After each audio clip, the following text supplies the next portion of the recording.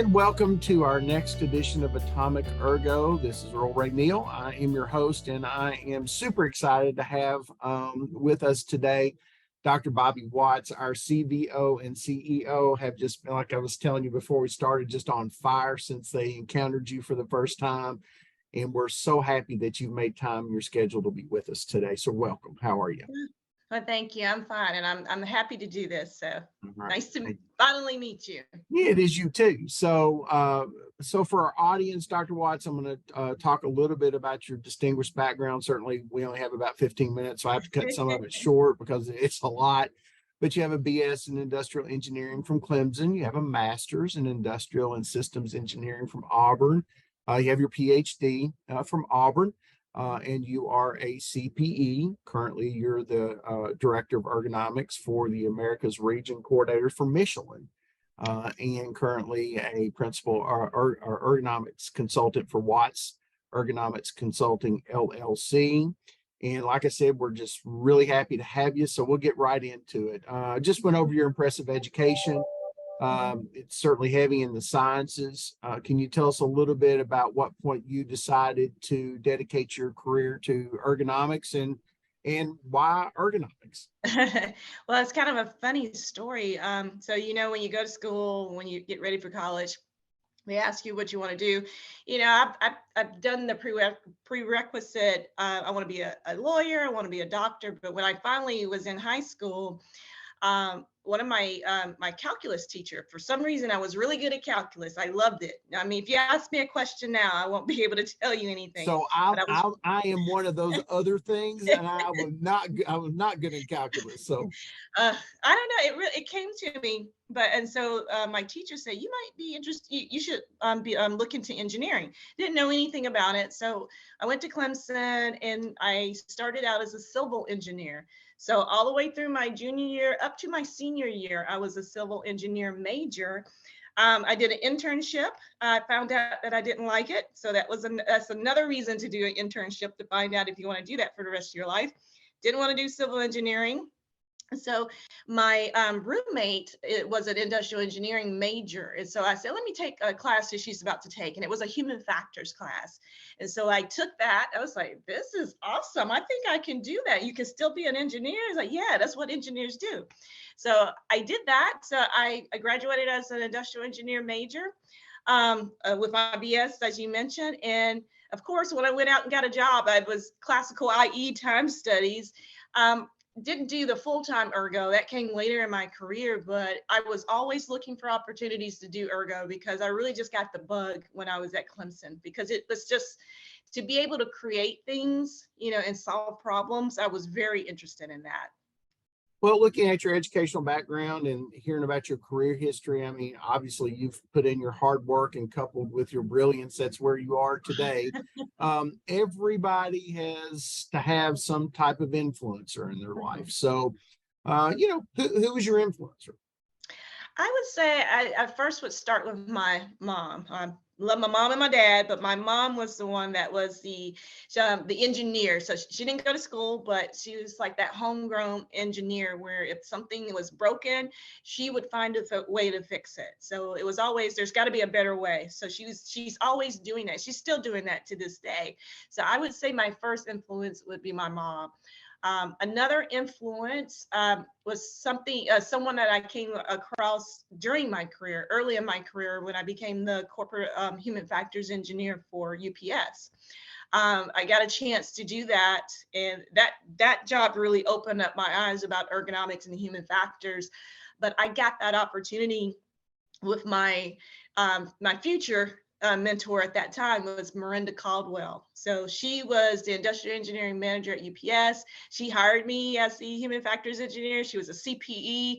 I was like, I didn't even know what any of that was. And so with her just telling me and being able and to see, what that means. And I go back to representation matters, to be able to see yourself in that role. And with me seeing myself in her, it actually opened it up for me. So she was a huge influence as well. Well, you've been in the profession a while. So talk with us a little bit about some of the changes that you've observed, and maybe even comment about what developments that you'd like to see take place, or something that you'd like to take the lead on, certainly use this as a platform to talk about that if you'd like. Well, I've been in Ergo for a while. I know I look young. I get that a lot, but yeah, I've been doing this for a while, for over 26 years, and I've seen a lot. And the only reason I know that's because of your information. Yeah. It's not because you don't look over 26. So I'm just saying. I know. I don't know what happens. But yeah, so I've been doing ergo. I cut my teeth in ergo with that first position at UPS with product development. So my first real look at ergonomics was in that with that perspective, that lens. So really, working with things, building things, designing things, that product development side of it. I love it. I still love it. I like to dabble in it. But as my career progressed, I went into the different areas of ergonomics. And that's the beauty of ergo. There's so many different ways you can do it. But like most ergonomists, I went into that path of focusing more so on the physical ergo. So doing a lot of consulting work, a lot of it is dealing with trying to reduce risk for musculoskeletal disorders, designing jobs for populations to reduce risk. So as a consultant, did a lot of that on that physical ergo, and then I moved into more of that program development. So it's more of that coordinator, director type of role, where it's not necessarily doing the technical side of ergo, but you're doing more of coordinating it to make sure that there's progress. So for me, I've seen different, just in that small area of that physical ergo, I've seen just the different ways that you can do ergo, how it's expanded. What I'm excited about is that I'm seeing more where traditionally we have been focused on musculoskeletal disorders. We've hitched our star, or whatever that saying is, we've hitched our hook on that wagon for OSHA as a way to show value, and it's worked. So we show value to what we can do for a company by reducing musculoskeletal disorder risk. And that's still good, but I see us venturing out more with ergo and looking at, and I actually got a bug in my ear about sustainability and how we can impact sustainability and impact ESG. And you don't ask me for that acronym. I totally forgot. I went blank on it. But those things, how ergo can have an impact beyond safety. And that's what I'm excited about, because that's actually, casting a wider net for more people that we can get into our profession. I like that. I want to see more of that. I think my platform is more of, getting a seat at the table. I am in industry. I work at a lot of companies. I've worked at a lot of companies, a lot of Fortune 100, 500, big time companies. But being able to put a stamp of ergo on those companies and their strategies is kind of like what I really want us to do, to really focus on that. A lot of us like to just be a specialist and technical in that technical role, but there's opportunities for us if you're really into management and leadership, move up that corporate ladder, because it's a way for us to still push ergo down, but from the C-suite level. So for me, I'm interested in seeing more of that. And it's kind of like my platform is to, encourage younger students that, think about that progression, think about that corporate ladder, because you have a lot to give, especially just sitting at the C-suite. When you consider that about 77 million boomers were born between 1946 and 1964, the C-suite's not the only place that ergo is going to have an impact in the next few years. Those boomers are reaching that retirement age at the rate of one about every 8 seconds, or 10,800 a day. So along with that number, there are issues that attach because of natural aging. So what do you think employers should do to try to accommodate this population? In many states, there's been an arousal of pre-existing conditions that are compensable under workers' comp law. So how do we address that, do you think? That is a big question. It is. And yeah, if you think about it, job security for ergo, because those are some issues that we're having to deal with. I mean, we're seeing it today. that I've been saying this for a while, we have an aging population, and I've been saying that, for the past couple of decades.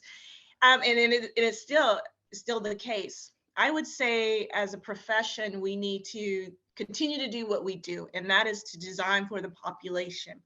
What changes is that population. So we continue to do what we do, to use the skills that we have, the knowledge that we have, do that, but being able to look at the population differently, understanding that population. Maybe we need to look at our research. Maybe the research needs to change. We can't rest on our laurels that we've done the research, we have the guidelines, we just need a checklist. We know that the population is changing, and it's not just the aging population. You got a different demographic of people. If you think about gig economy, you got people doing 2 or 3 jobs outside of their current job. So that's changing the population. So I think for us as ergonomists, we're going to have to continue to do what we do, but we really need to look at understanding the population. And it's not just that physical side. It's also, as I mentioned, we're looking more beyond the traditional physical ergo, but looking at psychosocial factors, those human factors, human and organizational factors. All of those play onto the population. So for us, we're just going to have to really take a step back and say, what does this population mean? It's not a change in our push pull lift lower guidelines, but all the things that come with aging, comes with different shift works and crazy schedules people are working. So again, in short, continue to do what we do, but really we have to take the time to understand the population. I love it when I get to spend time with people who have a passion for what they do. I have a passion for what I do, and it just shows through for you. There's no wonder you keep reaching pinnacles at every level of your career. You're, as I understand it, you're the president-elect of the Applied Ergonomics Society. So, I'm kind of at the, I'm sorry. I'm actually the president now. President as now. April, Okay, gotcha. As of April, so they remind me of that. So I get all the emails and questions. So this is actually something that I've started to think about in terms of my career. What would you like your legacy to be? Yeah. That is such a great question, because for me, that's what gets me going. When I'm talking about when I was working at those different companies, everything in the back of my head is about, what am I going to leave the company? Am I going to leave them in a better shape?